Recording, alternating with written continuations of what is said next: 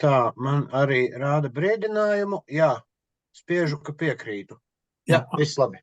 Labi. Tā, nu labi, mans vārds ir Uģis Sprūčs. Šodien ir 2024. gada 25. maijs un notiek kārtējā paplašinātās Čikāgas literārās kopas online sanāksme.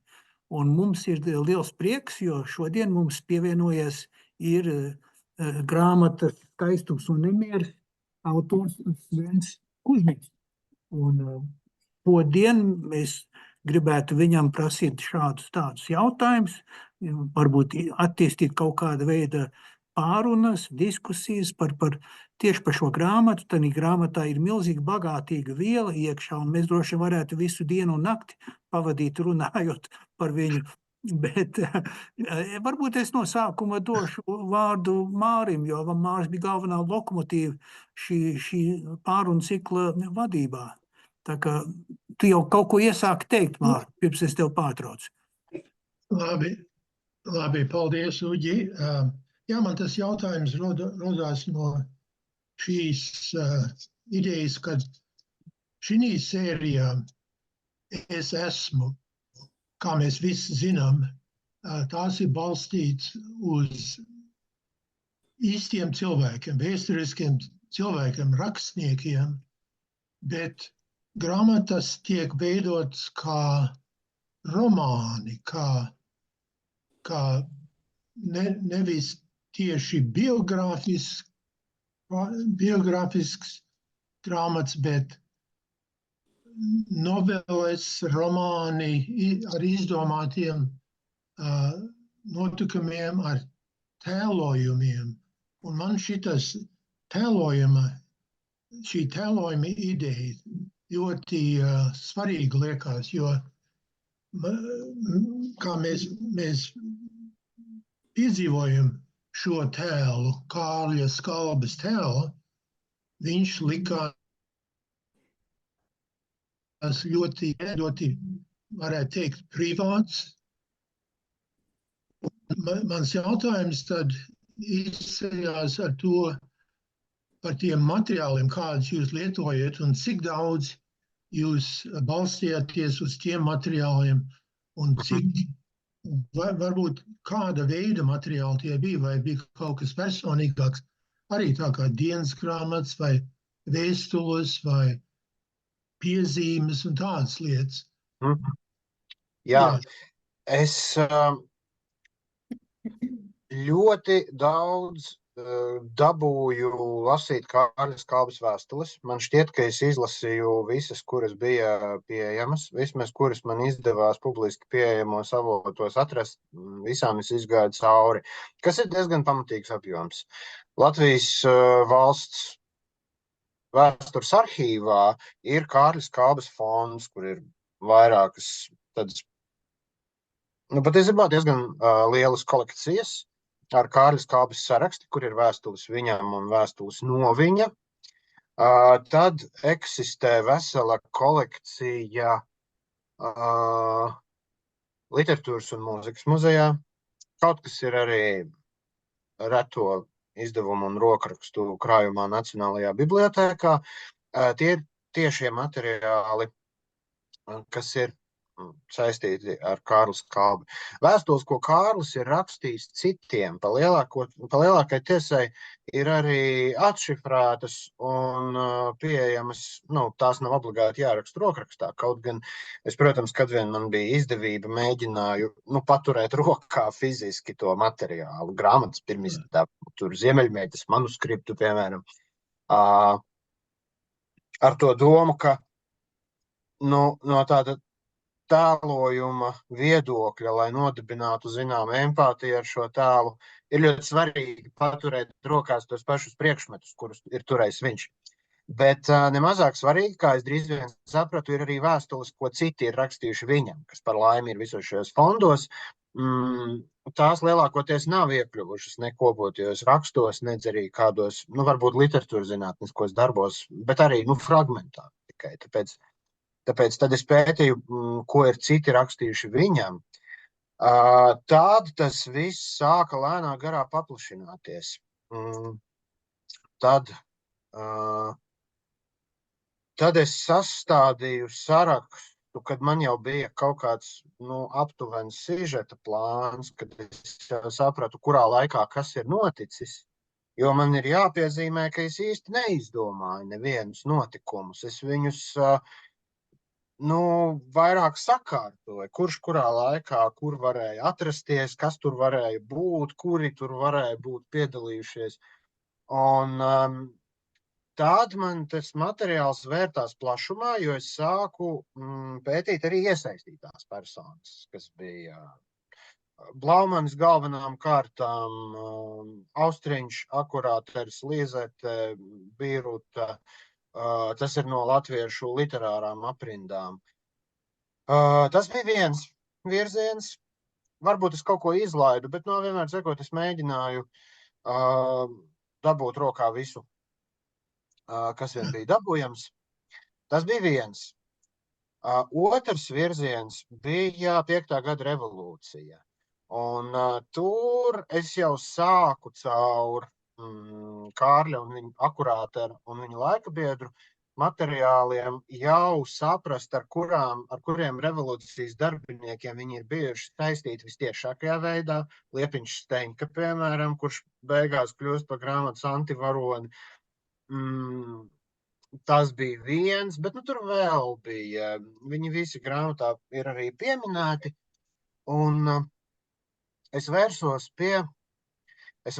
ar šo sarakstu pie vēsturnieces Līgas lapas, kurai ir pateicība grāmatas sākumā. Un pateicība ir, manuprāt, tā pateicība ir stipri par mazu, tāpēc, ka vispār Līga lapa ir 5. gada revolūcijas vadošā pētniece pasaules akadēmiskajā vidē. Un, es nezinu, man liekas, lielāks akadēmiķis par viņu šajā jautājumā ir varbūt Ričards Paips. Es nezinu, kurš vēl. Paips grāmatas gan arī lasījuši tajā procesā. Un Līga lapa ļāva man piekļūt savai datu bāzē, kur principā ir apkopots viss, kas ir no valsts arhīvā, no 5. gada revolucionāru. Tur ir viss. Tur ir nopratināšanu protokoli, tur ir izmeklēšanu dokumenti, tur ir, es pat nevarēšu tagad jums uzskaitīt visu, tur ir ārprātīgs daudzums ar materiāliem. Es tur vienu savu vecvectēvu atradu tajos dokumentos, viss tā kā vajag.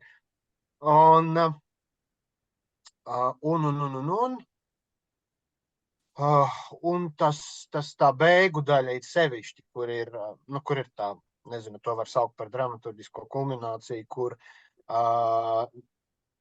kur Steņka zog tos vilcienus koknesē un tur tos baronus nolaupītus ķīlā. Šis ir šausmīgi interesanti, tāpēc, ka visi šie notikumi ir pieejami arhīvā no policijas skatpunkta un no partijas skatpunkta. Tur ir protokoli, un tur ir liecinieku liecības, ko viņi ir snieguši. Bet tas nekad nekur nav bijis aprakstīts. Tā ka to tad es sastādīju būtībā no tādiem pašiem materiāliem, ar kādiem 1906. gadā pēc tam strādāja policijas izmeklētāji. Tād bija vēl... Bija vēl viens slānis ar materiāliem, kas ir... protams, atmiņu raksti visi, kādus vien varēja iegūt. Tad ir tāds brīnišķīgs resurss kā periodika LV, kas kombinācijā ar Nacionālās bibliotēkas periodikas nodaļu, tas deva gan priekšstatu par to, ko cilvēki zināja vispār no ziņām, no publiski pieejamiem izdevumiem. Tad es studēju visu pagrīdes partiju, kas tur ir aprakstīts, nelegālos izdevumus, hektografētus žurnālus, pamfletus, tādu plakātu un proklamāciju maz ir saglabājies, bet cik varēja iegūt. Tad es studēju arī tos. Un tad vēl bija pāris slāņi par revolucionāriem. Nu, tas ir par Latvijas daļu. Es noteikti kaut ko izlaidu, bet pamat masa bija no šiem avotiem. Jā. Un tad, kas zīmējas uz pasaules daļu, tad tur bija vairāki pētījumi, ko tagad esmu salicis kastē, viņus visus, kas te bija, bet es biju apkopojis visas iespējamās biogrāfiskās, es biju apkopojis visus biogrāfiskos darbus par Gaponu, tostarp arī viņa autobiogrāfiju, ko viņam viens ghostwriters bija uzrakstījis, tas, kurš ir pieminēts uz tā kuģa, kurš viņam bija atnācis līdzi, tas dīvainais angļu čalītis. Tad bija viens ļoti interesants krievu akadēmisks pētījums no sērijas Historija Rosika, kas bija par revolūcijas laika, būtībā 19. gadsimta otras puses un 20. gadsimta pirmās puses perlustrācijas vēsturi. Bija tāds plašs pētījums par to, kā cara žandarmērija apspieda revolucionārus elementus caur pasta sarakstes lasīšanu, kas bija pilnīgi nelegāli tā laika likumdošanas ietvaros, bet vienalga tas notika. Tur bija interesanti. Tur tā laika likumdošana aizliedz ielūkoties personiskajā sarakstē, visu kārtu pārstāvjiem pie tam. Un bija aizliegts izpaust grēksūdzēs dzirdētos materiālus, bet, protams, neviens ne otrs likums īsti netika ievērots, kas mums deva ļoti daudz materiālu. Un tad atkal laika biedru apraksti, cik vien daudz es varēju iegūt.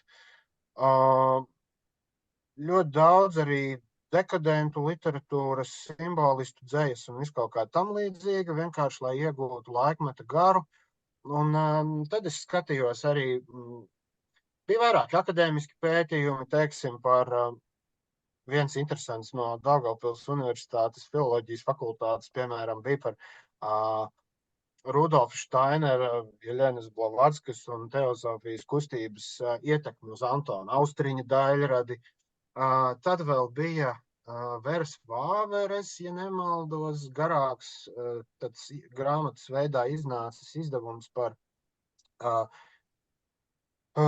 simbolistiem, dekadentiem Latvijā un Pēterburgā tajos laikos, tāpēc ar turieni arī varēja saprast to laikmeta ainu un saistību. Kas vēl tur bija? Un, protams, ka visi iespējamie kopotie raksti, Skalbe, Laumanis galvenām kārtām. Noteikti kaut ko esmu izlaidis tagad, bet man pat ir Koferis jau ļoti pilns, jau ir tas koferis, bet vai es varētu prasīt vienu sekojošu jautājumu? Jūs minējāt,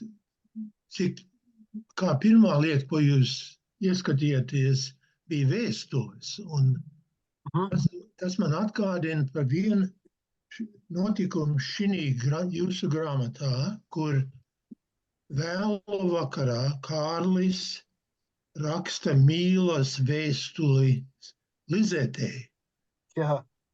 Jūs atcerieties to notikumu, un no šīs vēstules viņa domas ieplūst citā virzienā. Viņš sāk domāt par tādu ziemeļmeitas darbu varbūt. Un vai tā bija īsta vēstule, kas jums bija pieejama, vai tā bija tā, teiksim, izdomāta?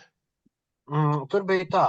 Es nevienu eksistējošu vēstulī necitēju, it sevišķi no Kārlis Kalbes, tāpēc, ka Kārlis Kalbes vēstules visas ir atšifrētas un lasītājiem pieejamas.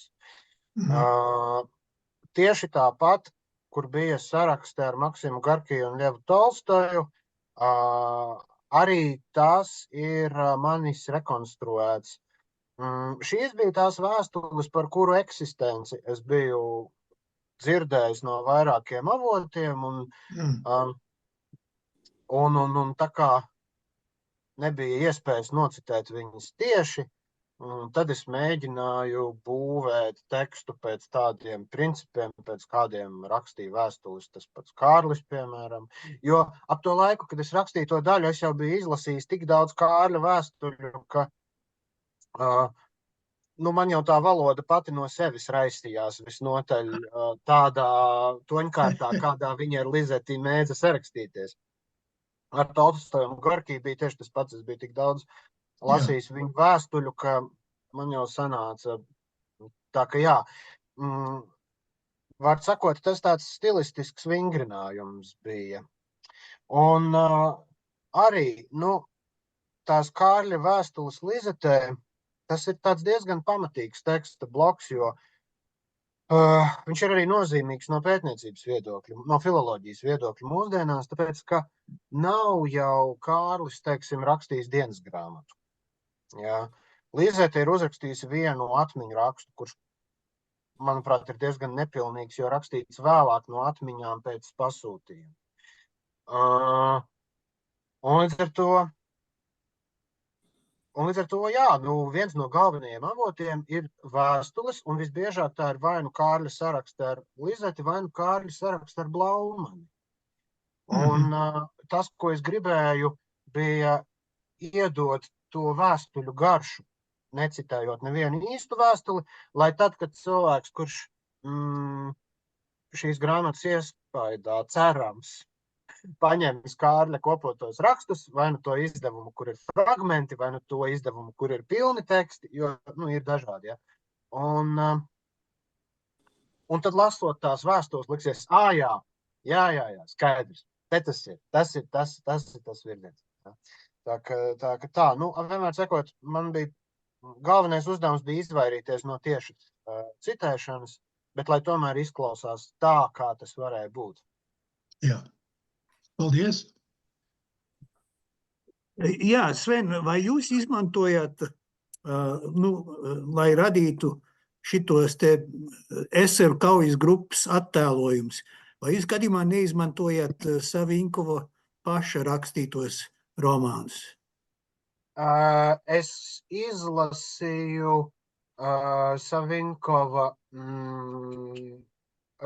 kā tas saucās, terorista atmiņas vai terorista piezīmes laikam bija, kas bija dokumentāls darbs, un vēl viņam bija, vēl es lasīju romānu, kas laikam saucās Baltais zirgs vai kaut kā tam līdzīgi, kas bija, man šķiet, apmēram tas pats stāsts, bet mazliet mistificēts literārā veidā. Savinkovam patika domāt par sevi kā par lielu rakstnieku. Jā. Tā kā ar šiem materiāliem es arī esmu iepazinies. Jā. Man nav bijis iespēja viņu sameklēt un izlasīt.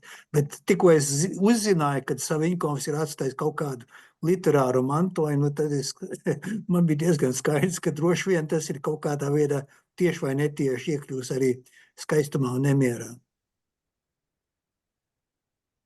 Vispār, viņš ir labs no tā viedokļa, ka viņš ir verificēts lielā mērā. Un akadēmiskos pētījumos ir patiesībā diezgan daudz atsauču uz viņa darbiem. Man šķiet, ka tam pašam Richardam Pipesam viņa revolūcijas pētījumos šķiet, ka arī izmantotās citētās literatūras sarakstā viņš tur figurēja diezgan daudz. Jā. Īstenībā ar tiem revolucionāriem kaut kas bija. Man liekas, kaut kad pēc vai ap pilsoņu karu, apmēram ap to laiku, kad lielākā daļa no viņiem vai nu sēdēja katorgā vai devās emigrācijā, patiesībā rakstīja ļoti daudzi, un literāriskas ieviešas bija ļoti daudziem no tās kompānijas. Tā kā tur ar literārā mantojumu, par literārā mantojuma trūkumu īsti nevarēja sūdzēties, jā. Jo viņi bija lieli teorētiķi, man šķiet. Jā. Viena lieta, par ko mēs tā mazliet runājām, ir tas, ka no vienas puses Cāra drošības dienesti bija iefiltrējušies SR kaujas grupā un zināja tīri labi, vai nekas tiek plānots un kas kur notiks atentāts un kas viņu paveiks. Un tanī pašā laikā nevērsās pret tiem eseriem, kaujas grupas dalībniekiem, lai gan viņiem tie bija zinām. Un tad bija jautājums, kāpēc tā? Kāpēc tu iefiltrē organizācijas, bet tad neizmanto to informāciju, lai novērstu kriminālu noziegumus? Un tad, vai jums ir kaut kāda teorija par to? Man ir zināms par vienu no galvenajiem avotiem, kas bija, būtībā dubulta aģents Jevno Āzevs, kurš arī grāmatā pieminēts. Un ar viņu bija interesanti, jo viņš patiešām sadarbojās kā ar vienu pusi, tā ar otru. Un patiesībā arī viņš šo un to ir rakstījis. Un arī Jevgeņijs Gots ir cietumā sēdēdams Šlešelburgas cietoksnī sarakstījis savus atmiņu rakstus. Un no tā visa var secināt, ka tas pats aģents Āzevs, viņš jau būtībā stāvēja klāt pie gandrīz visu lielāko atentātu plānošanas.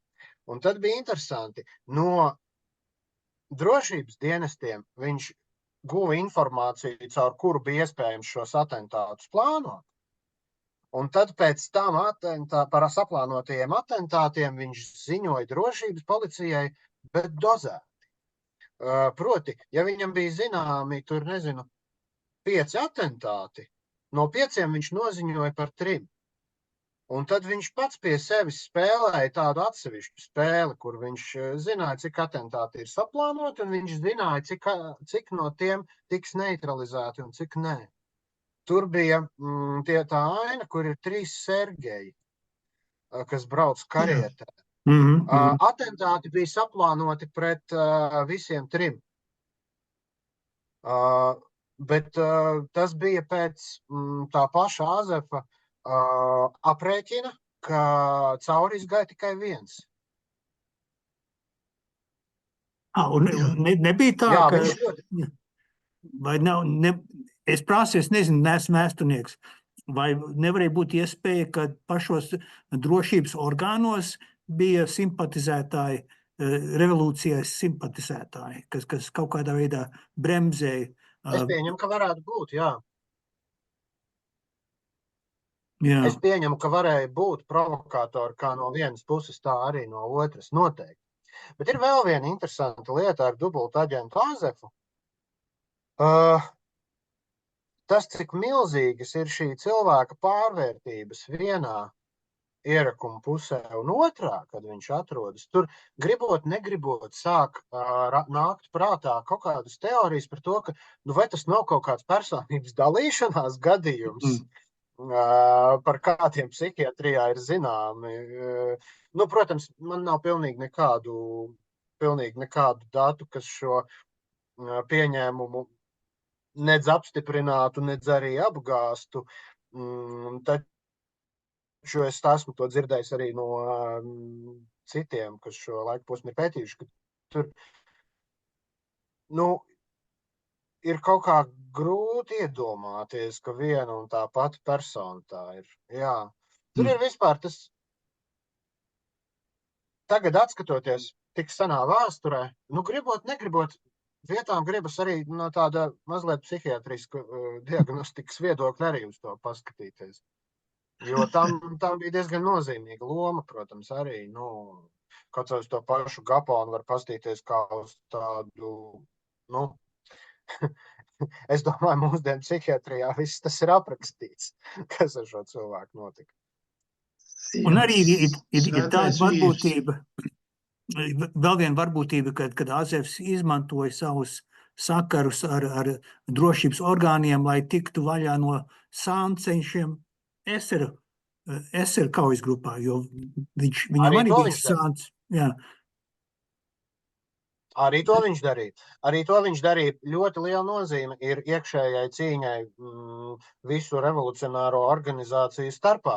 Turklāt gan Krievijā, gan arī Latvijā, kā mēs pēc tam redzējām, starp Sociāldemokrātu savienību un Sociāldemokrātu partiju, ir šis konflikts, kas tā arī nekad netiek atrisināts. Atrisināts tiek tā, ka vēlāk sociāldemokrāti pārto par boļševikiem, bet savienība vienkārši no historiogrāfijas pazūd, tā kā viņas nekad nebūtu bijis.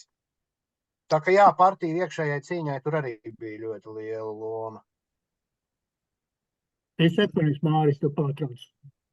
Jā, varbūt jautājums varētu atcelties arī par kā izcēlās šī doma tajā laikā, ka Latvija varētu būt brīva, neatkarīga valsts.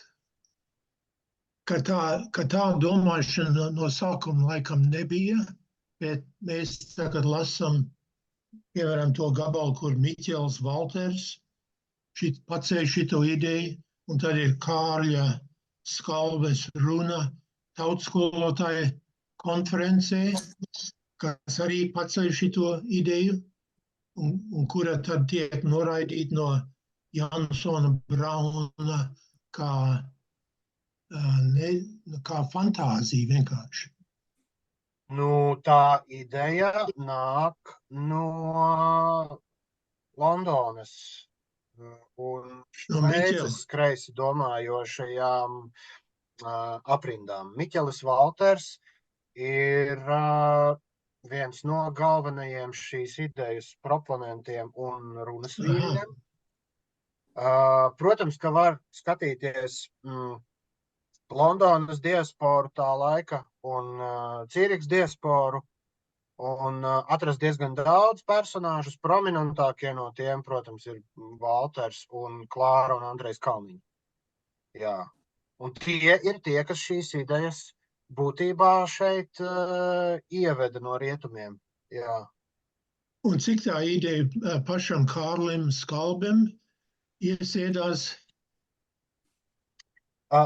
Būtībā ap to laiku, kad viņš sāka par šo publiski runāt, un kad tas parādās arī viņa tekstos, tas arī ir ap 4. 5. gadu, kad šādu ideju Rīgas intelektuālajās aprindās sāk palēnām apspriest. Jo, var iedomāties, ka, teiksim, tās kreisās aprindas, ar kurām viņš ir bijis sakarā pirms tam, tie jau tomēr ir pārsvarā sociāldemokrāti ar bolševisku ievirzi un, tur par kaut kādu Latviju runas nevar būt. Tur ir tīrais marksisms, kurš ir, reliģisks gandrīz vai.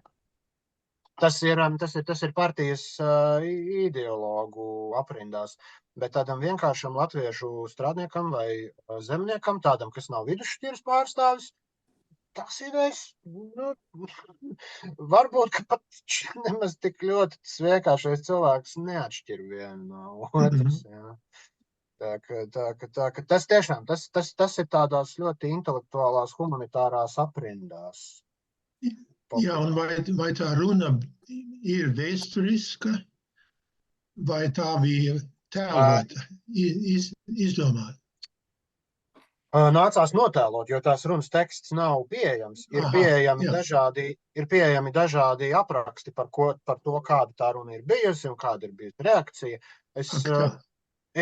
Es atradu no visām pusēm dažādus aprakstus par to skolotāju kongresu. Protokols nav saglabājies, taču apraksti no visām pusēm man ir bijuši pieejami, un tādēļ lasot Kārlis Skalbes vēlāko gadu politiskās uzrunas, gan Saeimā, gan kur viņš Nacionālajā padomē runāja vēl, tad izmantojot tos tekstus, es tāpat kā to vēstuli mēģināju rekonstruēt, kā tīri teorētiski tas varētu būt izklausīties.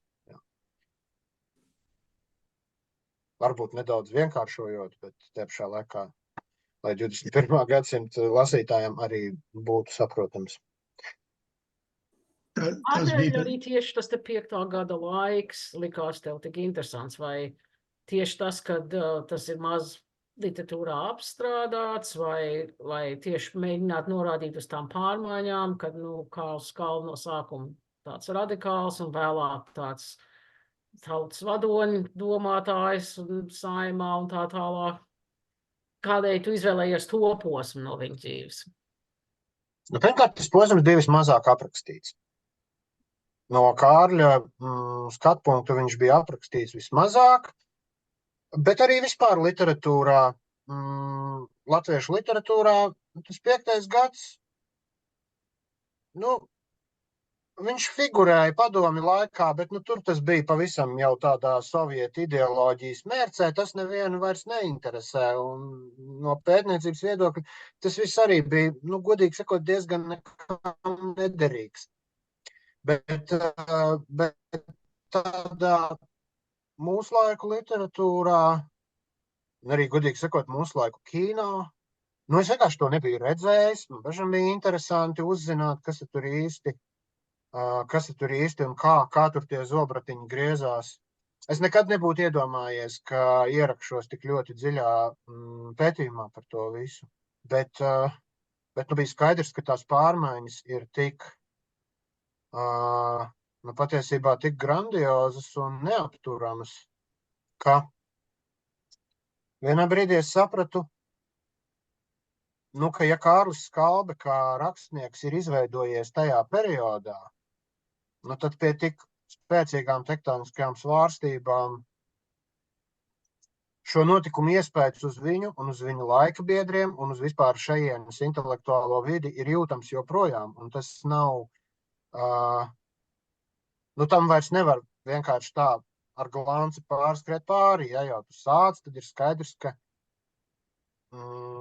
šeit vajag visu izprast pēc iespējas dziļāk. Un tā kā es pats par to nekā nezināju, man nebija nekādu priekšzināšanu, tad jau tā rakstīšana kļuva par izziņas rīku kaut kādā veidā. Man vispār sākotnējā doma bija rakstīt par 1 gadu. Sākas 5. gada 1. janvārī, beidzas 5. gada 31. decembrī. Man bija tāda ideja. Bet tad viena lieta noved pie otras un tā pie trešās. Un tā. 1 gads kļuva par 10 gadiem, gluži nejauši. Kad es to grāmatu sāku lasīt, es pie sevis tā spriedu, ko man kā lasītājam saprast no tā, ka tā sižeta līnija, kas galvenokārt notiek Pēterburgā, un tad pēkšņi tev tā sižeta līnija, kas notiek Vidzemē un Ērgļos un Piebalgā un tam līdzīgi. Un tikai kaut kur, kad es līdz grāmatas pusē tiku, tad es sāku ievērot tādas lietas, kad notikumus Krievijā apraksta tā pati persona, kas apraksta notikumus Latvijā. Un tad man uzaus tā gaisma, tas ir Kārlis Skalbe. Tas ir Kārlis Skalbe būtu uzrakstījis 5. gada revolūcijas vēsturi. Un tas man likās kā autoram diezgan liels tāds izaicinājums. Iztēloties, ko Kārlis Skalbe būtu rakstījis, ja viņam kāds būtu prasījis, uzrakst mums 5. gada revolūcijas vēsturi. Kā jūs ķērāties šim vērsim pie ragiem? Pilnīgi pareizi. Tas bija tieši tas, ko es biju iedomājies. Kā es ķeros šim vērsim pie ragiem?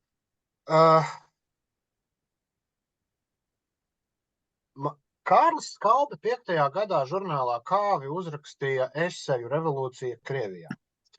Tas bija viens no pirmajiem materiāliem, kas man lika saprast, ka viņš ļoti labi zināja, kas notiek.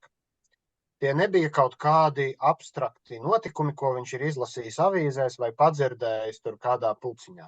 Viņš bija labi informēts par sava laikmeta notikumiem.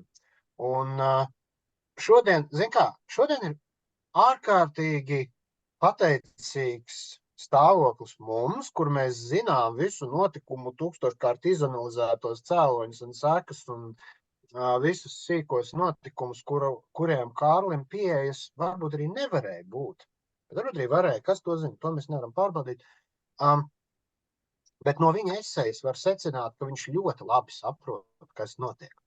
Un ja mēs šodien varam nonākt pie šiem secinājumiem caur vēsturisko analīzi, tas nav sevišķi grūti, tikai laikietilpīgi. Bet Kārlim vajadzēja vadīties, var sakot, viņam nebija tāds skats no augšas. Viņš diagnosticēja to, kas notiek viņa dienās, un tas ir daudz, daudz sarežģītāk. Tur vajag ļoti labu politisko ožu, un intuīciju, un saprašanu. Un no tās esejas es sapratu, ka viņam tāda ir. Viņš labi izprot tos notikumus, un līdz ar to, kad es stāstu par šiem notikumiem jau objektīvi, proti objektīvi no viņa skatpunkta, bet tomēr objektīvi. Es vienkārši secināju no tās esejas, ka Kārlim ar viņa saprašanu šādu objektivitāti varētu būt pieejama. Viņš tā varētu spriest, jo viņš ir cilvēks, kurš saprot politiku un saprot laikmetu garu. Un, godīgi sakot, kad es izlasīju to Kārļa eseju, man tas bija liels atvieglojums, jo es sapratu, ka, ja man ir šāda pirmā persona, ja man ir šāds vēstītājs pieejams, tad es drīkstu rakstīt objektīvi kā liels vēstures zinātājs, kurš šajā gadījumā ir Kārlis. Un kas varbūt arī nebūtu nav vēsture, kad viņš to stāsta, es nezinu.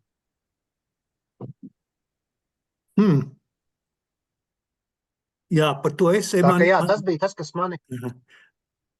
Tas jums deva tādu kā atļauju iedziļināties. Tas man deva, tā bija mana, tā eseja bija mana licence rakstīt tā.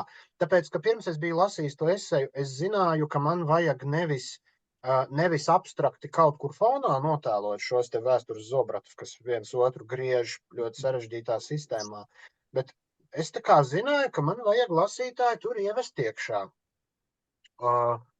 Un bija sarežģīti, es nevarēju saprast, caur kuriem tēliem to darīt, kā tagad mainīt skatpunktus, un tur bija daudz varianti, es biju ieviesis arī, vienu brīdi es biju ieviesis arī kaut kādu savu fiktīvu tādu kā avatāru, caur kuru to stāstīt. Bet tad es izlasīju šo Kārļa tekstu un sapratu, nē, viss ir ļoti vienkārši. Vienkārši Kārlis to var izstāstīt. Un tas bija, atkrita ļoti liela ņemšanās caur to, ka es sapratu, kā viņš to uztver. Bija vienā nodaļā apraksts, epizode, kur Gapons vannā spēlē ar papīra kuģīšiem un papīra bumbām. Tagad viena no mūsu grupas dalībniecēm saskatīja tur kaut kādas paralēles ar karu Ukrainā. Vai teiksim, kad jūs rakstījāt darbu, vai tas jums bija kaut kur fonā, jeb jā vai nē, cik daudz? Vai tas nebija karš Japānā? Tas bija karš Japānā, un tur sakrita ļoti interesanti, tāpēc, ka 23. februāra vakarā mēs neviens nezinājām, ka otrā rītā pamodīsimies ar šādām ziņām. Un 23. februāra naktī es pabeidzu darbu ar domu, rīt no rīta es ķeros pie Japānas kara. Un tad es pamostos un uzzinu, ka Ukrainā ir sācies karš. Un, protams, ka sākumā bija tas trieciens, kāds bija visiem, un man likās, kāda revolūcija Krievijā, varbūt jāmet miers tam visam, kam tā grāmata tagad vajag. Bet kaut kā rokas nolaidās, bet pagāja laiciņš, es atvēru atkal to failu ar Japānas kara. Man bija jau uzmests tas skelets aprakstam par Japānas karu. Es biju lasījis tāda viena krievu rakstnieka un kara ķirurga iespaidus. Tas bija tāds, es neatceros, kā viņam vārdā bija, uzvārdā Verisājevs. Un Man bija uzrakstīts atgādinājums memo tāds pašam sev izlasīt to Versājeva apskatu par kara pirmajām dienām. Un es tagad domāju, nu labi, pastīšos, ko viņš tur ir rakstījis. Un izlasu, un es saprotu, ka viņš ir aprakstījis, kā viņš un viņa kolēģi jūt tieši to, ko pēdējo nedēļu esam jutuši mēs to visu redzot no malas. Un es pēkšņi sāku skatīties citos kara aprakstos, un es secinu, ka jēziņ, bet ir taču tieši tas pats, precīzi, 1 pret 1. Un tad jau nebija šaubu, ka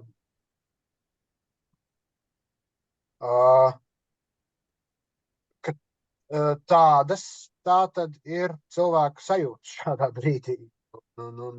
Jā, tas ir apbrīnojami, cik ļoti, cik ļoti tā notikuma laika biedru izjūtas atspoguļoja šī notikuma laika biedru izjūtas. Un no tās vietas, kur sākas Japānas karš, tālāk chronoloģiski viss jau ir gājis paralēli Ukrainas notikumiem, jā. Jo, es to tekstu rakstīju vairāk vai mazāk secībā. Un, jā, no 4. gada janvāra līdz pat beigām tas ir rakstīts paralēli Ukrainas notikumiem.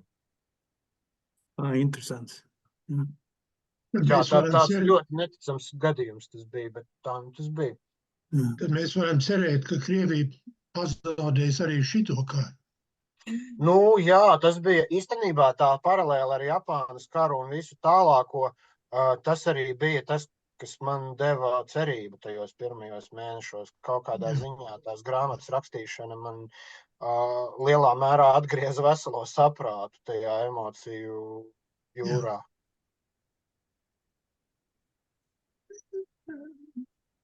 Vai varētu vēl vienu jautājumu pacelt par grāmatas nobeigumu, kas man liekas ļoti brīnišķīgi. Brīnišķīgs veids, kā nobeigt šito grāmatu. Bet tur ir arī minēts, kad Kārlis gadus vēlāk atgriežas Latvijā, un viņš iet ciemos pie viņa draugiem, lieliskās tulkotājas un ekscentriskā vēsturnieka. Mēs spriedām drusku par, kuri tie varētu būt. Interesanti. Man ir minējums. Kāda bija jūsu minējumi? Man bija minējums, ka tas ir Ģermans un Strēlers. Netikām sevišķi. Interesanti. Kas vēl? Jūs dzirdējat man Ģermans un Strēlers, tie bija mani minējumi. Mēs tik tālu. Jā, tas ir ļoti interesants minējums, un tas ir tuvu. Mēs domājām Raini un Aspāzēju. Tikai, Nē, Rainis un Aspāzītie nebija. Es jums došu, man ļoti patīk versija par Ģermani un Strēlerti. Principā jau tie ir Ģermanis un Strēlerti, bet tikai mūsdienu variantā. Es nevienā brīdī grāmatā neatļāvos nekādus postmodernistu līdzekļus, izņemot beigu daļu. Jo beigu daļa ir mans, tad, kad tur ir aprakstīts brauciens uz Ventspili, tas patiešām bija mans brauciens uz Ventspili.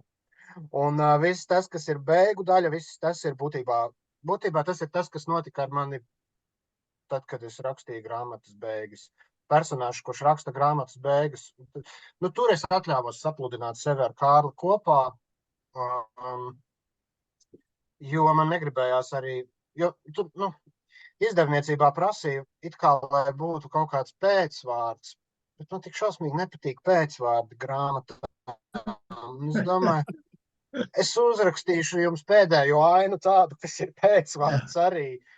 Un tie cilvēki ir Dace Meijere un Armands Vijups, kas dzīvo Ventspilī. Un man, kad nāca grāmatas nodošanas termiņi virsū, es biju aizbraucis uz Ventspils rakstnieku namu. Un man bija tie gājieni gar jūru, kur es gāju uz to vietu, kur Džons Graftons, kur viņi nozaga tos ieročus, Latvijas sociāldemokrāti no Džona Graftona. Tad es gāju meklēt to vietu. Un tad es nopirku vīnu un gāju pie draugiem, kas dzīvo pie pils. Un man bija tāds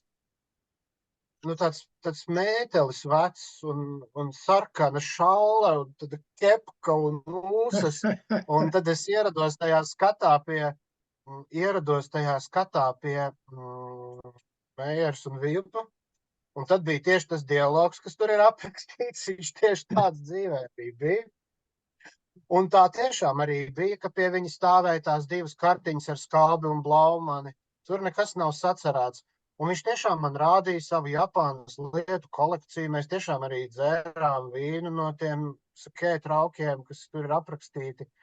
Un Vijups man saka, viņš saka, ak tā, un Dace prasīja, lai es izstāstu par šo grāmatu, kas man to. Un es izstāstīju īsumā, kā tur tas viss. Un Armands man saka, bet tad jau tu esi interesējies par Japānas karu. Un es saku, Armand, tas ir viss, par ko es interesējos šobrīd. Un viņš man saka, bet tad jau tu zini. Un viņš ir pilnīgi ķerts kolekcionārs uz šitām te Japānas lietām. Un mēs kaut kā ar viņu sākam, tur bija smieklīgs moments, mēs ar viņu sākam tagad runāt. Un es viņam saku, un iedomājies, jā, tieši tā kā tagad tas Japānas karš, un bez oficiāla kara pieteikuma, Armands saka, kā bez oficiāla kara pieteikuma? Bija oficiāls pieteikums, man viņš te kaut kur ir, un viņš aiziet uz istabu un sāk meklēt skapī. Kur ir kara pieteikums? Es saku, tavā skapī? Viņš saka, jā. Un viņš atver vaļā tādu antresolu, un viņam tur ir kataloģizēti visādi dokumenti, kas tikai viņam tur nav.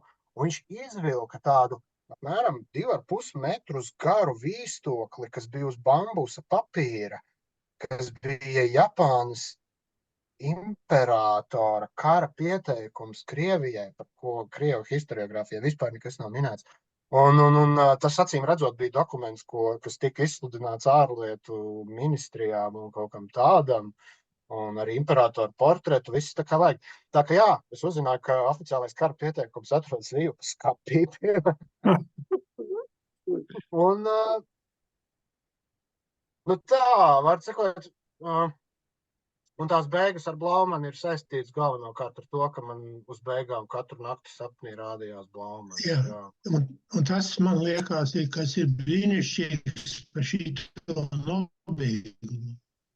Kad mēs atgriežamies pie Blaumaņa, ko mēs satikām grāmatas sākumā, kad viņš bija devīgs un ļoti palīdzīgs, izpalīdzīgs Kārlim un citiem jauniem rakstniekiem. Un šeit beigās, pēc tam, kad ir bijuši varbūt nesaskaņas viņu starpā un domstarpības, tomēr viņš atkal apvienojās ar savu veco draugu un pat domā, man vajadzēja būt viņam labāks draugs. Un ar to, es domāju, tas tā noapaļo šito stāstu un nobeidz šito grāmatu tādā līmenī, kas mūs inspirē, kas ir inspirējuši mums, kā lasītāji. Tas bija lielā mērā, jā. Tas bija, tas dzējolis, kas bija uz kartītes, kas atradās lieliskās tulkotājas un ekscentriskā vēsturnieka dzīvoklī, par to, ka gribēja nolīst lielu plašu druvu, bet ir stūrīšu lāga nepaguva. Tas jau pats par sevi ir tik šausmīgi skumji. Un tad Blaumans nomira 1908. gadā. Un tas tieši tas moments, kad Kārlis ar Līzeti,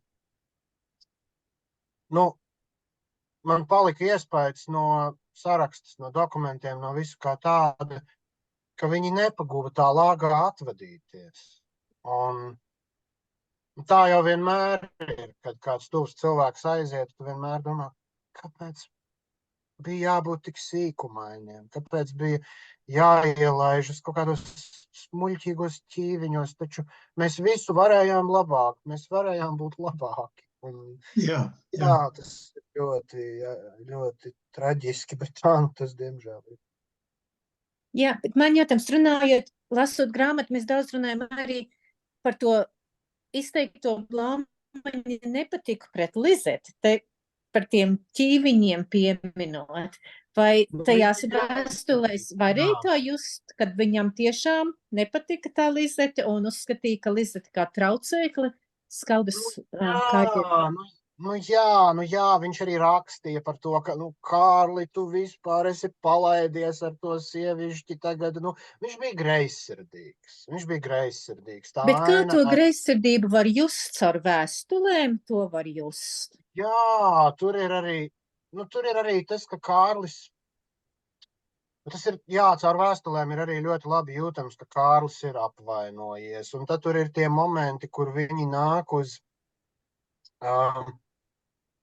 uz Lugas ugunī pirmizrādi, kas tiešām tā arī bija.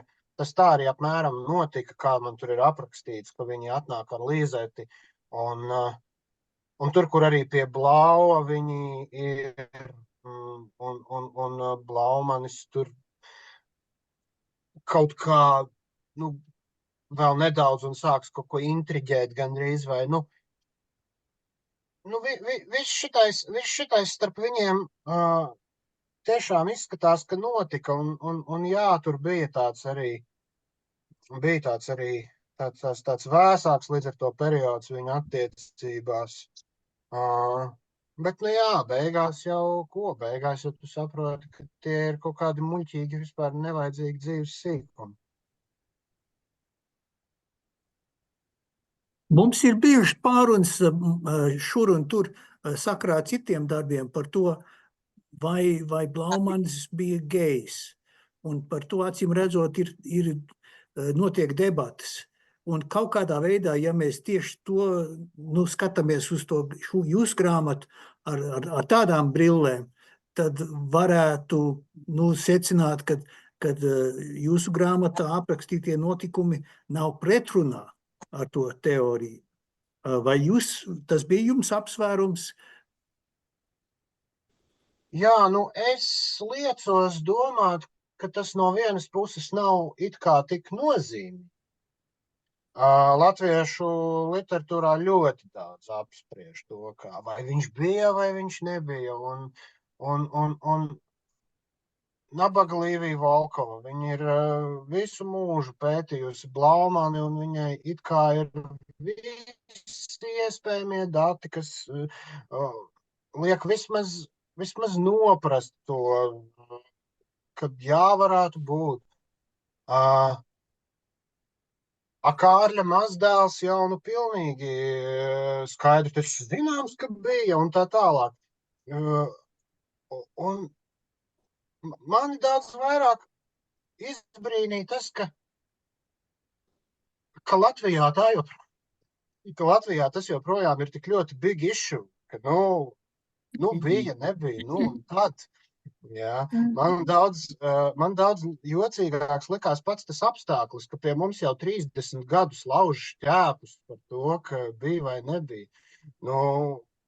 Man jau liekas, ka izlikt tā kā daudz akadēmiskā vidē Latvijā dara, tagad izlikties, ka nē, kategoriski nekādā gadījumā nevarēja būt, tas ir smieklīgi. Bet tajā pašā laikā pievērstam pārāk lielu vērtību. Arī, man bija svarīgi, kādas ir viņa attiecības ar šiem te puikām. Jo zināms, ka šādas attiecības ar jauniem puikām viņam bija. Tās varēja būt arī pilnīgi platoniskas, tam nav tik liels nozīmes, bet nezinu, mani ļoti interesēja attiecību dinamika, un tāda viņa ir. Dariet, ko gribat ar to. Es jau it kā arī, man no vienas puses negribējās tā kā līferēt, it kā jā, it kā nē. Un vispār, godīgi sakot, bija diezgan grūti saglabāt kaut kādu cieņu, lai neieietu tajās kreisi labējās mūsdienu diskusijās, kurām man šķiet, skatoties uz tādu personāžu kā Blaumans, vajadzētu tomēr stāvēt pāri. Es nezinu, cik lielā mērā man izdevās tam stāvēt pāri, bet katrā ziņā man šķiet, Nu, Jā, man tas likās kā neizšķirts jautājums un arī nesvarīgs. nu, es tieši tā arī, man jau tieši arī tā šķiet. Jā. Tas jautājums, Jā. viņš nav izšķirts, to jautājumu noteikti nedrīkst norakstīt, bet ir arī jāsaprot, ka viņu diez vai varēs līdz galam atrisināt. Ir skaidrs tas, ka pat ja mēs ar Ventu Zvaigzni par šo runājām, ka, nu, to, ka Blaumanim bija romantiskas jūtas pret saviem šiem te aizgādināmajiem, turklāt dažādos vecumos pret dažādiem. Pirms tam tie bija Andrievs Niedra un Emīls Melngailis, pēc tam Kārlis Austriņš Akurāters un šī kompānija, pēc tam vēl tur kaut kādi figurēja. Nu, ka šajā, nezinu, šajā cēlajā mīlā ir kaut kas grieķisks, to noliegt nevar, bet tajā pašā laikā, nu, mēs ar Ventu spriedām, ka Blaumanis, pat ja viņam bija šādas romantiskas attiecības vai noslieces, viņš nebija tā laika homoseksuālajā subkultūrā iesaistīts. Bet tajā pašā laikā viņam bija ļoti daudz draugu, kas bija tajā subkultūrā iesaistīti. Tas pats Aleks Mierlauks, piemēram, un, nu, jā, viņš ar to subkultūru bija pazīstams, bet mums nav nekādu liecību, ka viņš pats tajā subkultūrā būtu bijis iesaistīts. Bet tas ir tik absolūti nesvarīgs. Man liekas, ka... Nu, bet es taču to pašu stāvu. Jā, tas ir absolūti, nav ko runāt. Blaumanim ir tik daudz laba par viņu rakstīt, cik daudz laba viņš ir darījis un cik labi ir viņa darbi.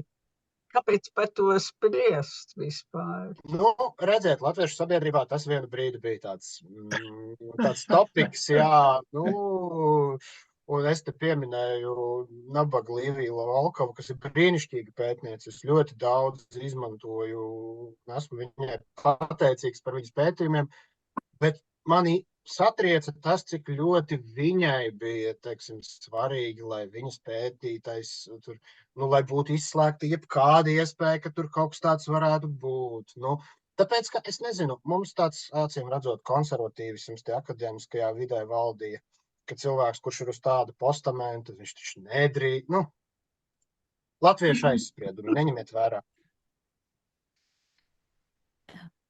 Man interesē, nu, tā glezna, tā Beklina glezna, vai tur bija speciāli nozīme, simbolisks kaut kas, ko jūs domājat? Tā, nu, mirušo salas. Mirušo sala. Jā. Tā viņam esot karājusies brakos istabā pie sienas. Tā viņam karājās. Nu, pirmkārt, tas labi raksturo vispār tā laikmeta intelektuālajā vidē pastāvošās intereses. Nu, tas, ka Blaumanim istabā karājās Beklins, tas jau arī parāda lielā mērā tieši kādai tā brīža laikmetīgajai kultūrai viņš ir piederīgs un tā. Plus vispār viss tas dekadentisms, kas vēlāk ir grāmatas pamatā. Nu, kad es uzzināju, ka viņam pie sienas karājās šī glezna, vai to bija kāds cits aprakstījis, vai to bija aprakstījis viņš pats, es vairs godvārds neatceros, bet man likās, ka tas ir, nu, man tā bija medusmaize uzzināt, ka viņam tas ir karājies pie sienas, un tad, nu, to tad varēja izvērst, ko es arī centos darīt. Un arī interesanti persona šī grāmatā ir Andrievs Niedra. Nu jā, viņš vispār ir interesanta persona. Jā.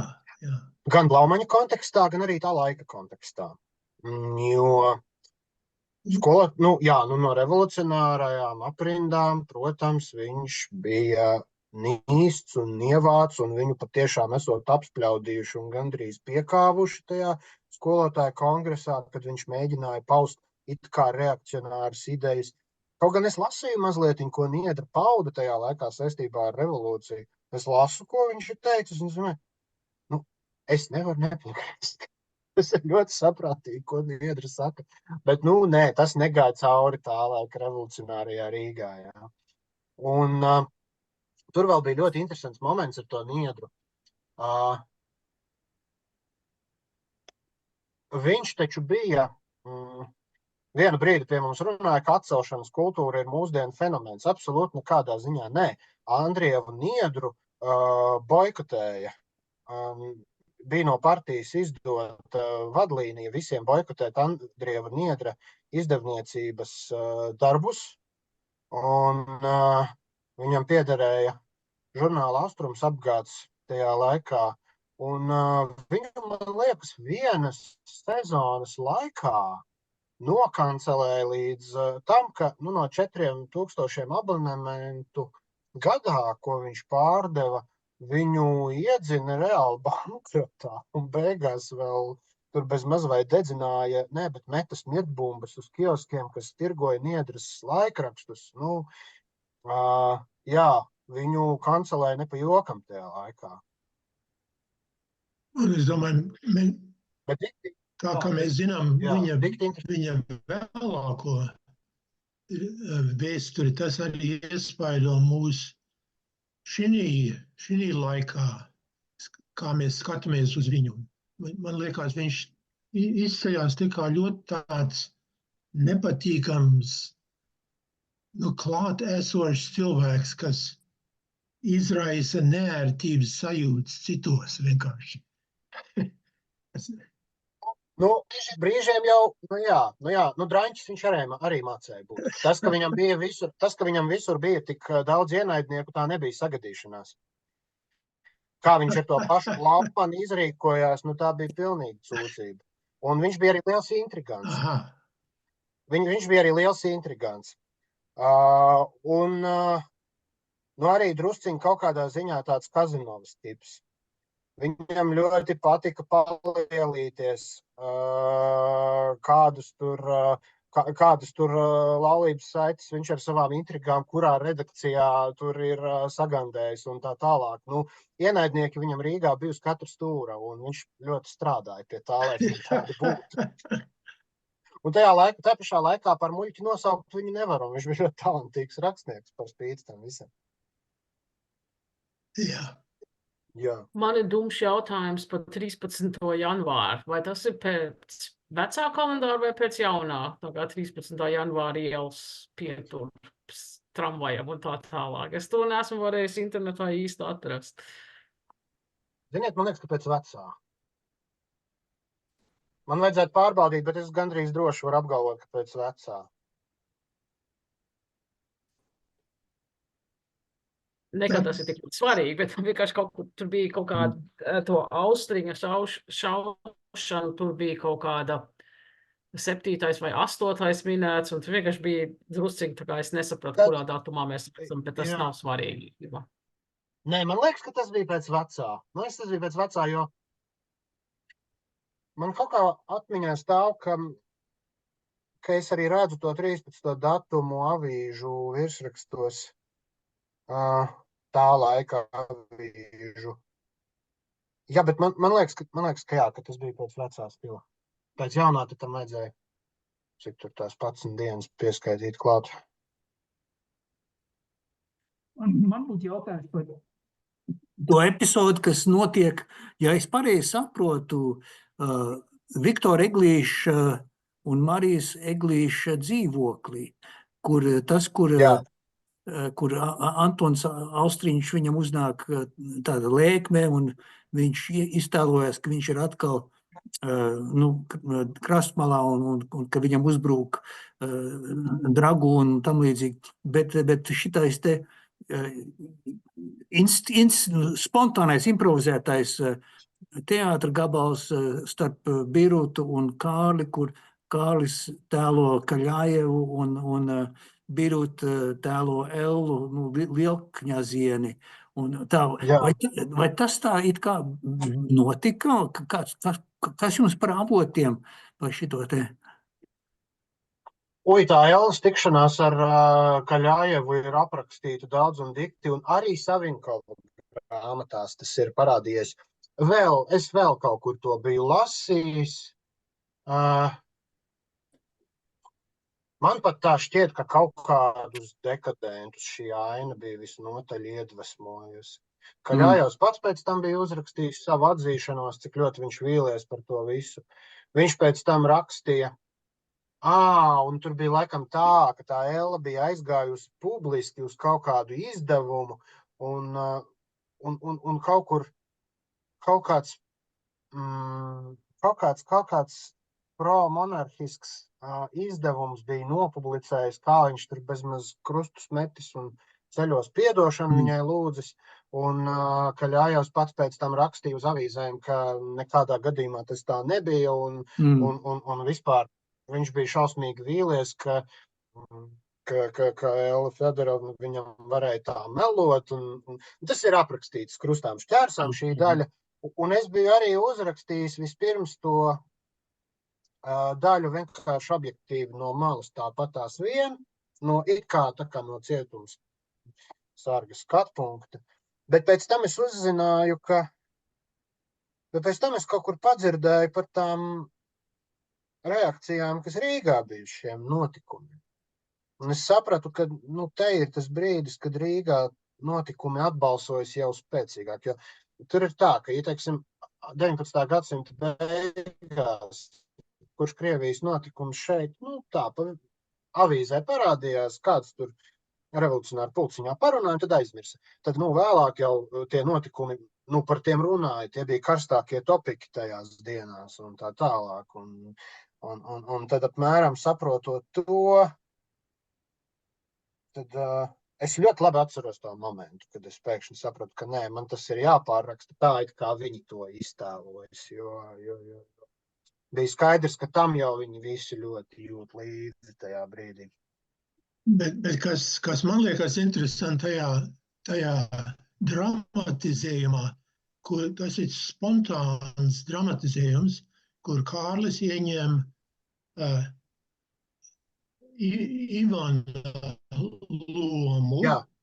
Un viņš dod iemeslus Elvai, kāpēc viņš ir metis bumbu uz viņas nelaiķi vīru. Un tie iemesli, man liekas, tādi diezgan plāni, vai ne? Kad Lielkņazs ir slēdzis skolas, ir ņirgājies par ebrejiem un kaut kādas vēl tādas lietas, kas, man liekas, īstenībā grūti attaisno šitādu rīcību, šitādu atentātu pret Lielkņazu. Vai tas tagad, teiksim, varētu norādīt uz Kārļa Skalbes paša revolucionāro stāju, ka viņš nebija sevišķi kaujiniecisks un nebija līdzīgs Liepiņam un tādiem citiem, ka viņam bija sava veida šaubas par šitādu revolucionāru darbību. Jā, redziet, te ir līdzīga situācija tā kā ar to Blaumanu gandrīz vai. Ka bija, nebija, nevar zināt, bet nav maz svarīgi tas, ka viens no iemesliem, kāpēc es vispār aizgāju to ceļu, ka tas ir iestudējums mūsu tātad Latvijas draugu izpildījumā, bija tāds, ka tur jāpievērš uzmanība. Tas ir laiks, kad jau ir ieradies Rīgā Miķels Valters, un jau ir ļoti nopietnas pārdomas par to, ko darīt revolucionārā cīņā. Un Kārlis, Akurāters, Biruta, tas pats Austriņš, viņi ir Sociāldemokrātu savienība. Sociāldemokrātu savienība tieši tās politiskais vēl pagrīdes tajā brīdī spēks, kas sludina neatkarīgo Latviju un ne tikai vispār nacionālo valstu pašnoteikšanos, tie ir tie paši cilvēki, kuri vadās pēc SR partijas vadmotīviem. Un viņi atbalsta revolucionāro teroru. Tās partijas līnija ir atbalstīt revolucionāro teroru. Ernests Frolovs arī ir tās partijas biedrs. Viņiem ir viena kase, viņiem ir vieni izdevumi, un mēs varam attiekties pret to, kā mēs gribam šodien, vai arī kā negribam, bet fakts kā tāds. Tā partija nodarbojas ar akurātars dienu atspīdumos. Ir rakstījis, tie ir akurātara vārdi. Ar mierīgiem līdzekļiem te cīnīties vairs nav iespējams. Tikai revolucionāra cīņa, tikai terors. To Jānis Akurāters. Viņš pēc tam gan vēlākos gados jau ir runa par to, ka viņš it kā jau ir atstājies no tās revolucionārās darbības un tā tālāk. Akurātera atbalsts šīm idejām ir dokumentēts daudz labāk. Par Kārli mums ir šaubas, tāpēc, ka mēs nevaram skaidri zināt, jo viņš nekad nav rakstījis par to, ka vajadzētu kādu gubernatoru uzspridzināt. Zemgaliešu birota turpretī ir diezgan skaidri gribējis uzspridzināt Baltijas apgabala ģenerāla gubernatoru Aleksandru Melleru Zakomeļski, viņa un viņas boyfriends tā brīža Alberts Straubergs, kas tur ir aprakstīts. Bet tajā laikā viņai birotai bija arī maza afēra, vai arī netik maza ar Austriņu. Tas nav īsti laikam svarīgi, cik tā afēra bija liela, bet būtu viņa bija. Un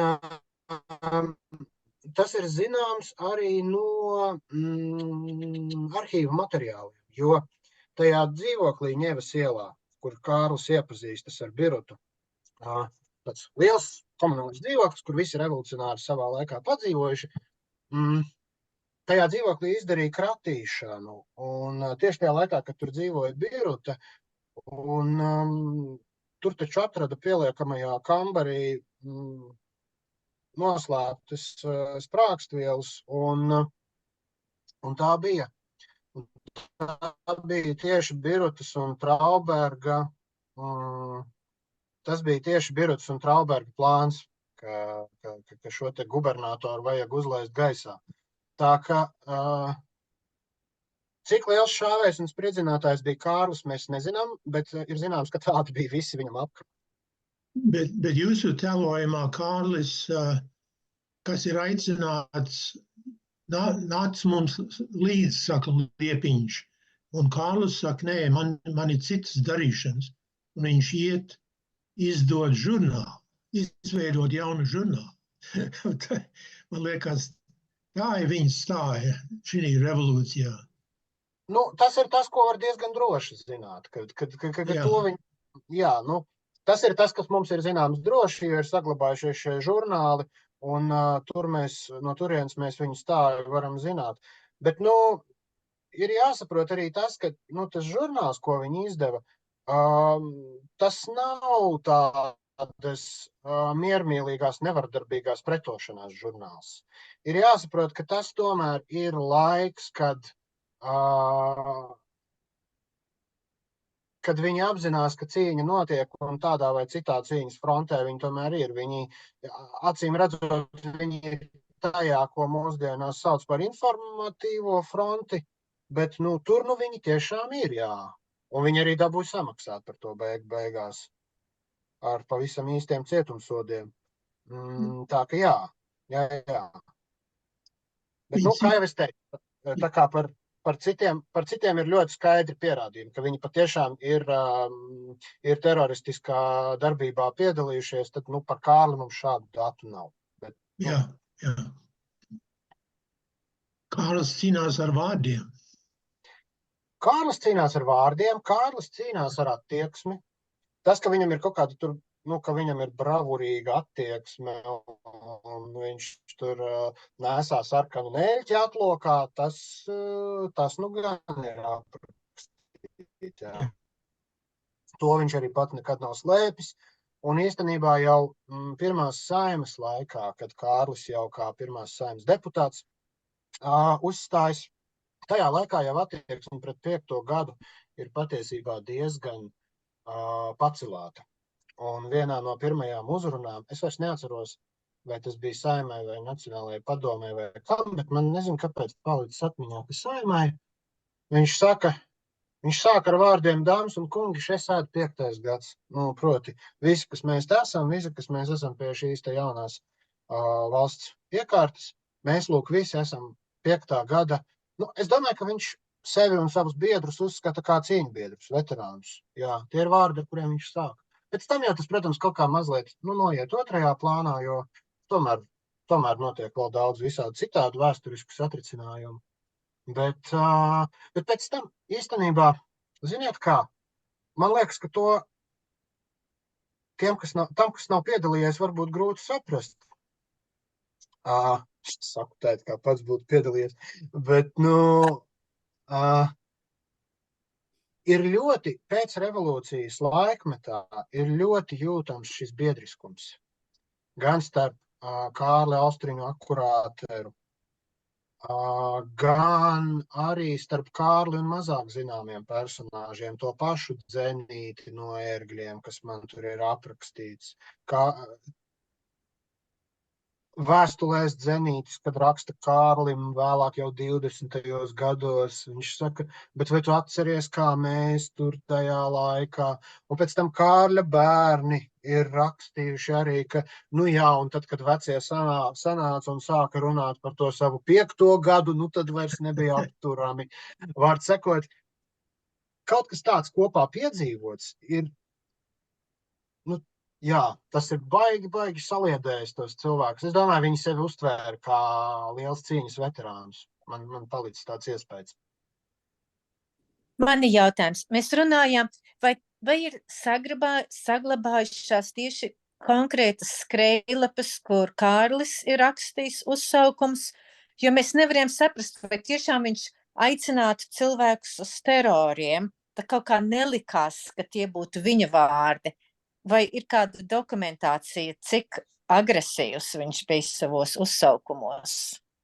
Diemžēl nē. Diemžēl man neizdevās atrast tieši tās konkrētās proklamācijas. Man bija tikai, es neatceros, kas tas bija.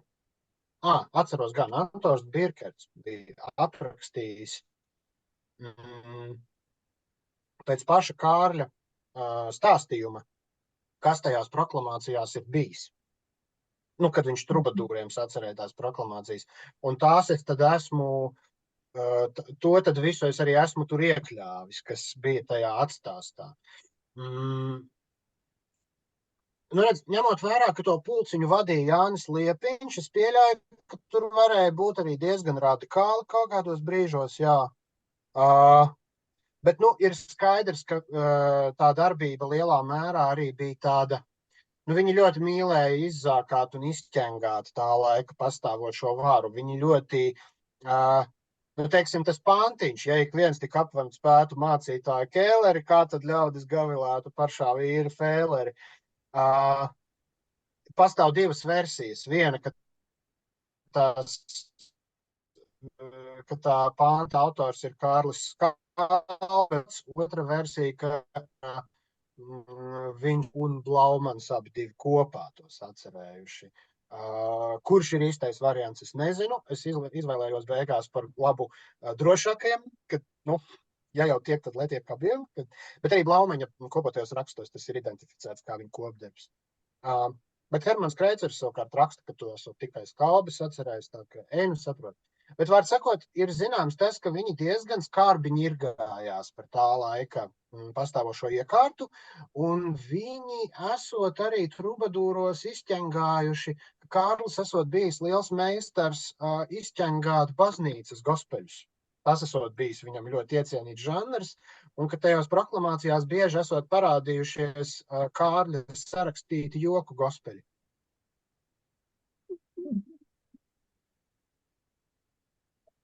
Vai ir kaut kur saglabājusies Jāņa Liepiņa foto? Es meklējos internetā, nevarēju atrast. Man ir viena maza bildīte, es mēģināšu viņu tūlīt parādīt. Kur man? Es gan kaut ko te esmu sapakojis. Nē, rekur ir. Viena vienīgā bilde, ko man izdevās atrast, un es meklēju daudz ar šādā grāmatā. Aha. Jums laikam ir otrādi spoguļi skatā. Nē, ir labi. Ja? Un kaut kur te es atradu vienu vienīgo Liepiņa bildi. Eku. Aha, aha. Varam redzēt, jā. Jā.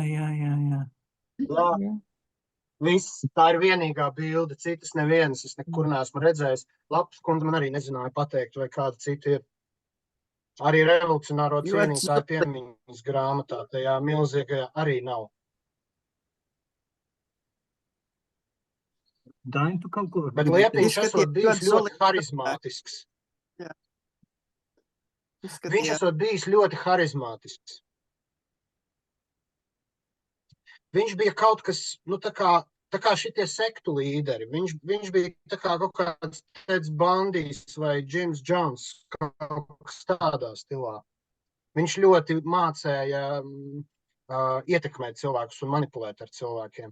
Tā nav sagadīšanās, ka man tur ir rakstīts, ka viņš nevis pats sāk spēlēt ģitāru, bet viņš pasaka citiem, tu paņem lūdzu ģitāru un paspēlē tagad.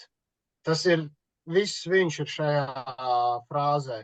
Pilnīgi viss, ko es par Stenku esmu lasījis, jebkur arhīvu materiālos, visi, kas pēc tam ir liecinājuši izmeklēšanā, ir teikuši, ka viņš pats neko nedarīja. Mēs visu darījām. Un neviens nesaprata, kāpēc, bet mēs darījām, ko viņš saka.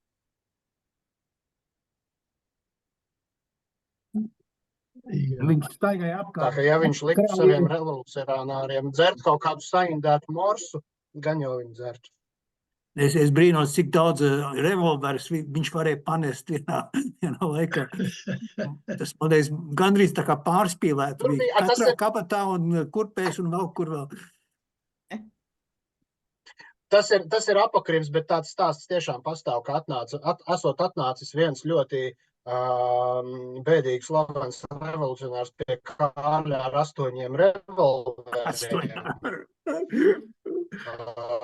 Tāds stāsts tiešām eksistē, un es tur liku nāca, ka neviens cits izņemot Stenku, no zināmajiem tas neviens izņemot Stenku nevarēja būt. Tā ka jā.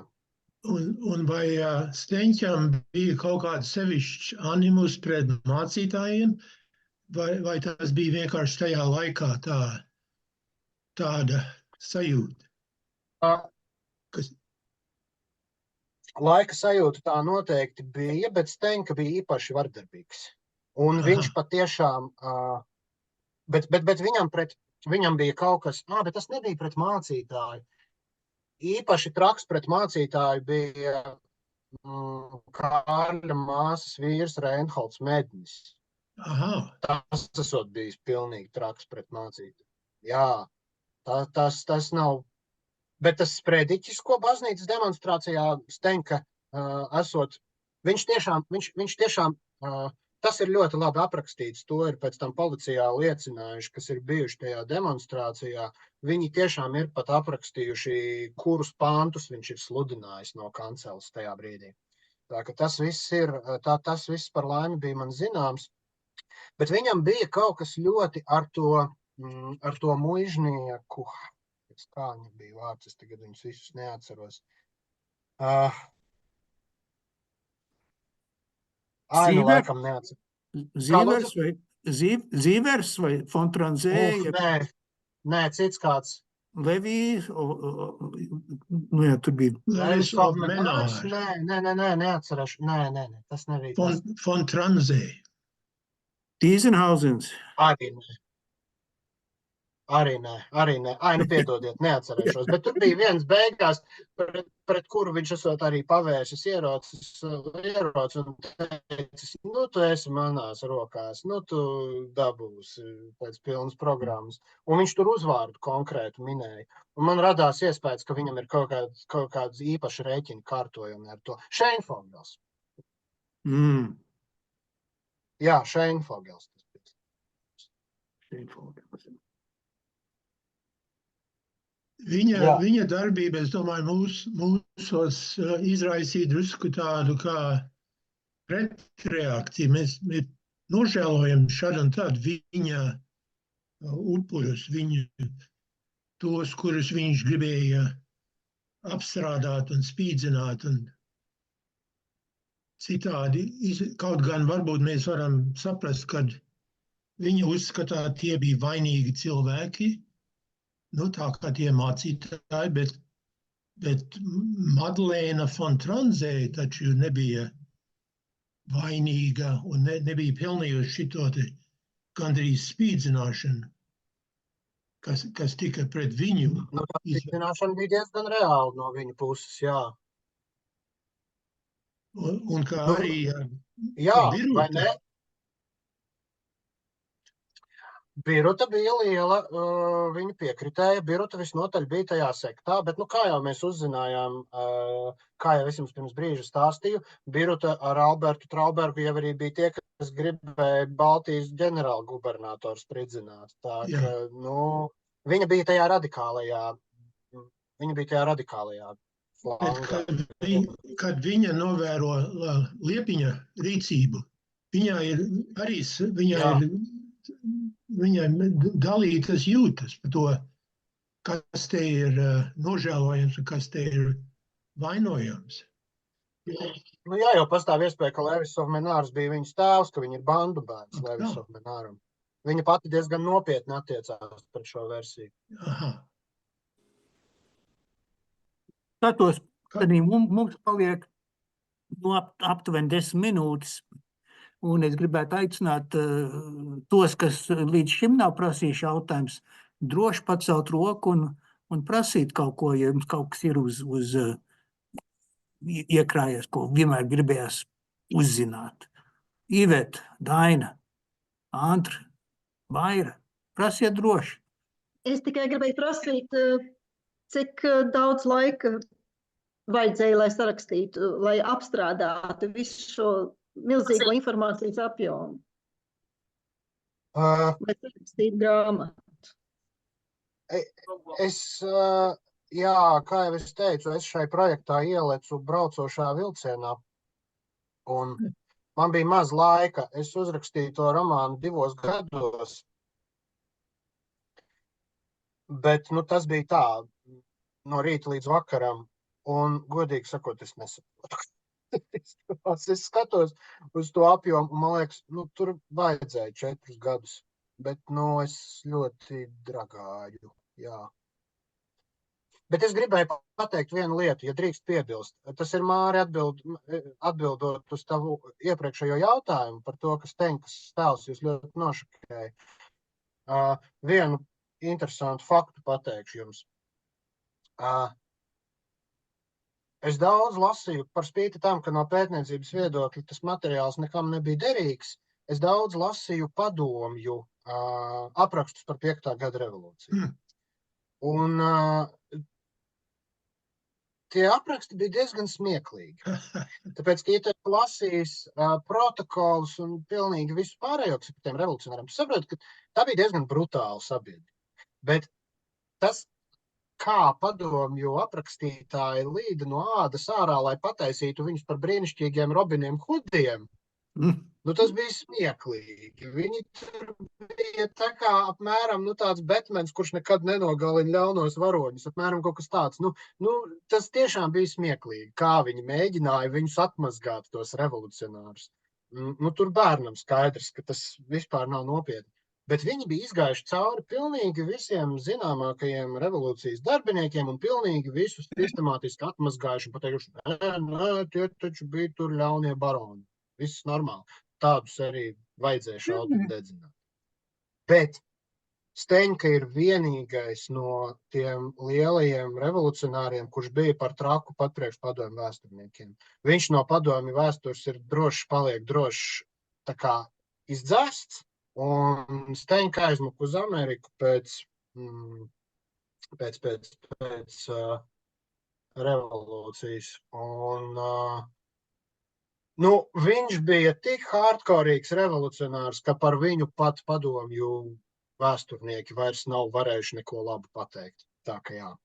Un tas kaut ko nozīmē, jo, man liekas, viņš ir vienīgais tāds. Tāpēc arī nav nevienas viņa fotogrāfijas nekur lāgā. Kas ar viņu notika Amerikā?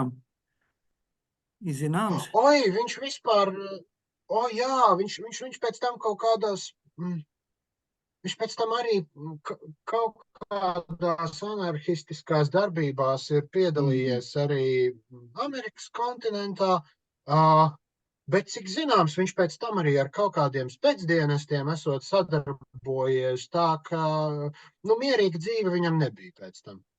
Esot ar Žani Žāklu bijis kaut kādā kontaktā, bet vai tas apstiprinās vai nē, es neatradu it kā nekādu apstiprinājumu tam. Bet, var arī baigi nemeklēt. Paldies. Vēl kādi jautājumi? Mans komentārs, mans tēvs, kuram bija, kad viņš ieradās Amerikā kā 25, 27 gadi, satikās ar Jānu Ozolu, ne to izdevēju, kas tādā grāmatā minēts, bet arī vienu tādu revolucionāru. Jānu Ozolu Zaru, jā. Jā, un viņš bija Tas bija tas, kurš demonstrācijās ar maisu uz galvas uzstājās. Jā, un viņš bija teicis, ka vienīgā kļūda, ko viņi izdarīja vēl kā revolucionāri, bija, ka viņi nenošāva visus tos mužniekus. Vēl lielā vecumā, tad manam tēvam 27, tam Ozolam varbūt, es nezinu, 80, viņš bija izgājis Harvardu, viņam dēlu un meitas bija ļoti gudri cilvēki un labi izsistušies Amerikas sabiedrībā, un tā asā izjūta, kāda viņiem kā revolucionāram bija, arī vēl nekur nebija maidzināta. Tā ir diezgan liela klasika. Ļoti daudz no tā laika cīnītājiem teikuši tieši to, ko Ozols. Ozols vispār ir interesanta persona. Man maz sanāca par viņu uzrakstīt, bet jā, viņš bija vienīgais no sociāldemokrātijas augšējā gala šitiem te darbiniekiem. Viņš skaitījās diezgan elitāra persona tajā sistēmā. Viņš bija viens no nedaudzajiem, ko neielika cietumā un ko izmeklēšana nekādā veidā neatrada. Bet ziņas par viņu ir tādas, ka viņš esot bijis šausmīgi paranoidāls. Visur, kur vien varējis dzēsis pēdas, vienmēr uzstājies ar maisu galvā visās demonstrācijās, lai viņu neatpazītu. Un, jā, interesants arī personāžs. Bet, tāds idejiskais, kā jau tu teici, jā. Un jautājums man, kad jūs sākāt rakstīt grāmatu, vai uzdevums bija, tas bija uzdots rakstīt pa skalbi, vai jūs pats izvēlējāties skalbi, ja rakstot pa skalbi atklājās šitā visa revolūcijas daļa, kaut kā tā vispārēji, kā tas tā radās? Radās viss tā, ka par skalbi bija jāraksta Paulam Bankovskim. Sērijā bija jau sarunāts, ka par skalbi rakstīs Pauls Bankovskis. Citi visi arī bija jau izvēlējušies savus personāžus, vai viņiem tie bija iedalīti. Un es drusku nokavēju, tā jau man dažreiz gadās, un teicu, es arī gribu piedalīties, es gribu uzrakstīt par Jānu Ezeriņu un Mirzu Ķempi. Kādu Ezeriņu, pardon, es atvainojos, par Eriku Ādamsonu. Es gribēju uzrakstīt par Eriku Ādamsonu un Mirzu Ķempi. Bet es biju nokavējis un naudas nebija, un nevien tas neinteresēja. Un tad Pauls Bankovskis, diemžēl, aizgāja no mums, un man piezvanīja neilgi pēc tam no izdevniecības un teica, bet vai tu negribētu uzrakstīt par skalbi, jo mēs nevaram iztēloties sēriju bez skalbis. Un es teicu, godīgi sakot, ne pārāk.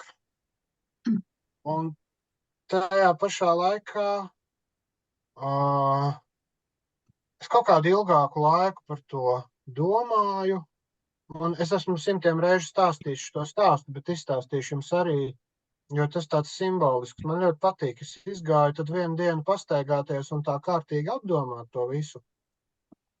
Šeit pat Āgenskalnā, un arī bija tāda karsta vasaras diena, pēkšņi uznāca tāds riktīgs negaiss. Sāka liet, es ļoti samirku.